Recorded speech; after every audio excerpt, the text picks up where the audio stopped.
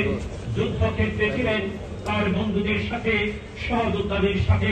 সেই যুদ্ধের মাঠে আহত অবস্থায় তার সহযোদ্ধাদের সাহস জুগিয়েছিলেন, তার সহযোদ্ধাদের বিভিন্ন কৌশল বলে দিয়েছিলেন, শিখিয়ে দিয়েছিলেন। কমরেড আব্দুর রউফ খোকন বাংলাদেশ প্রতিষ্ঠার পর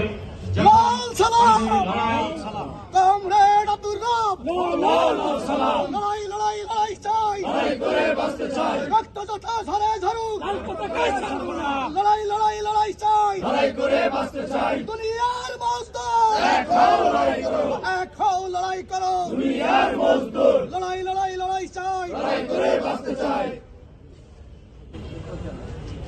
এরপরে শ্রদ্ধার্পণের জন্য আসবেন জাতীয় গণতান্ত্রিক ফ্রন্ট ঢাকা মহানগর কমিটির নেতৃবৃন্দ, মহানগর কমিটির সভাপতি আন্দরুজ্জামান খান, সাধারণ সম্পাদক প্রকাশ দত্ত সহ আব্দুর রউফ খোকন।